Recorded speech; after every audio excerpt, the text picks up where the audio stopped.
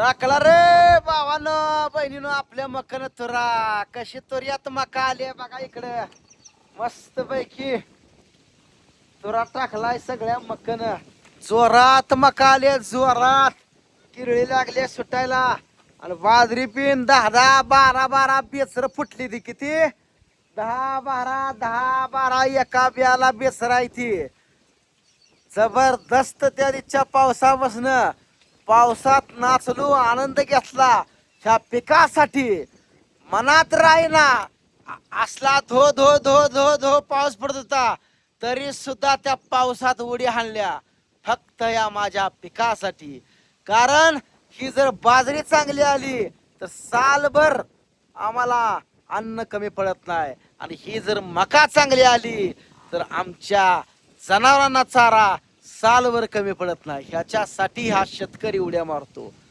शेतकरी उग येडा म्हणून उड्या मारत नाही त्याच्या पाठीमाग काय तर कारण असतं म्हणून शेतकरी आनंद घेत असतो तुम्ही पिन घेत चला आनंद कारण तुमच्याकडे पिन येईल पाऊस कालही आमच्या गावाला चांगला पाऊस पडलाय त्या दिवशीही भरपूर पाऊस पडलाय जबरदस्त छान सीन झालाय बघा आमच्या रानात आणि पिंपरणीमुळं आमच्या रानात एक नंबर लोकेशन तयार झालेलं आहे बायको इकडे हसते बघा बायको आताशी भांडी लागली घासायला सकाळधरनं मोबाईल बघत बसले टकलू इकडे टकलू पडला बघा आमचा धावपट लागले बघा टकलूचा होटच फुटला पळतय बघा सारखं इकडून तिकडून इकडे सारखं पळतय म्हणून टकलू पडला लागलंय त्याचा होट फुटला या हा बिंकवत होती बर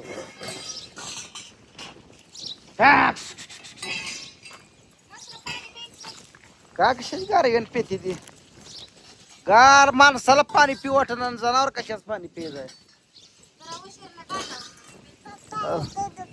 दुखतंय सारखं दाबू नको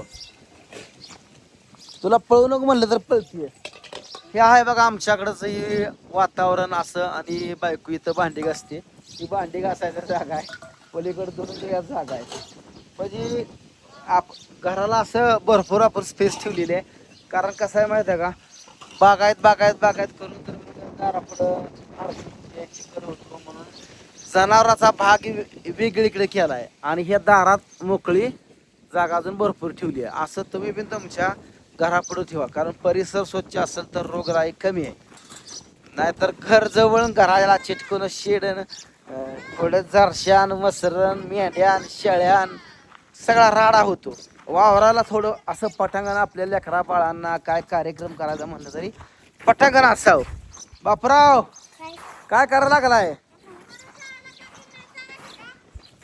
काय रे निवांत बसलाय उभा राहिलाय नकट्या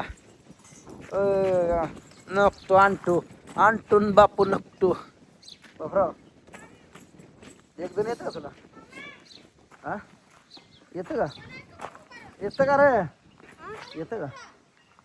येतं का नकटोय नुसता बोलत नाही नुसता गबशी आहे तर तुमचं काय चाललंय मित्रांनो सांगा कमेंट मध्ये हे आहे आपलं घर असं मस्त पैकी हे आहे आपलं घर कॅमेऱ्यात सुद्धा बसत नाही इतकं मोठं आहे आपलं घर झालंय आपलं सगळं चांगलं एक काळ असा होता की पाझरात राहायचं दिवस काढलं पाझरात राहिलो अक्षरशः खाली आम्ही बोंधऱ्या नेट हे हात राहायचो आणि मग त्याच्यावर आम्ही बसायचो जेवायला स्वयंपाकात गॅस सुद्धा नव्हता म्हणजे इतकी अडचण आमची होती पहिली दरवाजा कुठे ठेवून चिमणे आग दरवाजा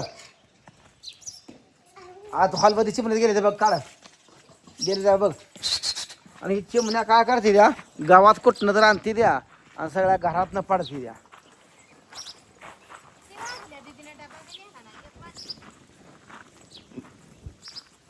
दिदी शाळेत आज दिंडीचा कार्यक्रम होता नटून थटून साडी बिडी घालून गेली आहे अंकिता आपली शेळ्या 2 शेळ्या पहिल्या 2 शेळ्या ह्याच्या आणि बारकरी रखायच्या आज 2-3 विकत घेतलेली पाठरायची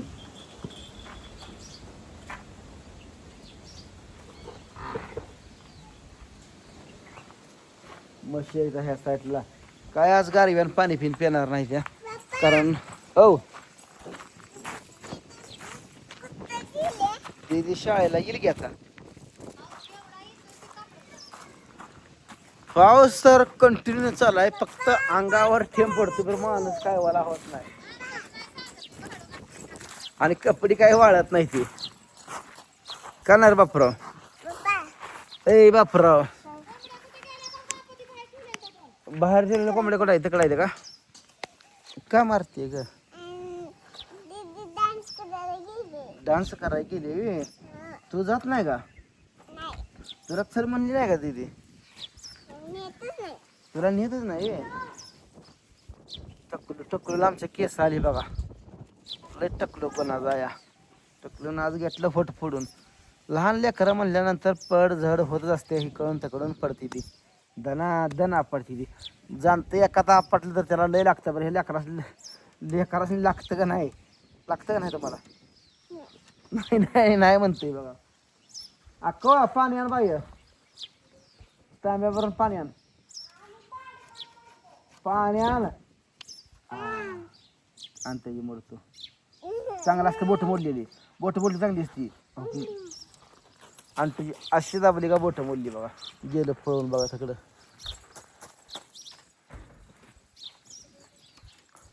वातावरण काय का म्हणू ना, लय भारी झालंय. लय म्हणजे जबरदस्त नुसतं वातावरण झालंय.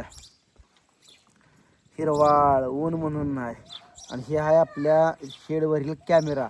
ह्या कॅमेरानं आपल्या शेतातील सगळं काय असेल ते टोटल सगळं दिसतं बघा. कोण आलं गेलं सगळं. असं तरीही बसवा, लई पैसे जात नाही तर 10,000 रुपये फक्त जात्याचं. आणि महिन्याला त्याला 300-400 रुपयाचा बॅलन्स जाय ना. काय बॅलन्स गेल्यावर माणूस सेफ्टी राहतोय. भाऊ आण बरं फोन.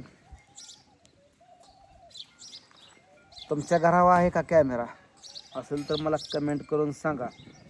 आणि पंढरपूरला वारीला कोण कोण आलंय?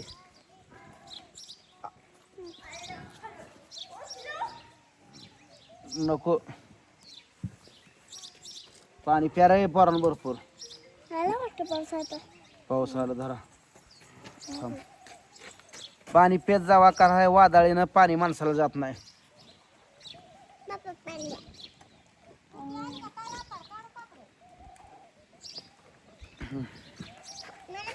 पाऊस आला, आम्ही पावसात बसलोय बघा. जरा जास्त आली, जरा पण जास्त आली बघा. आमच्या अंगावर पाऊस लागले पडायला. वाळली ती का?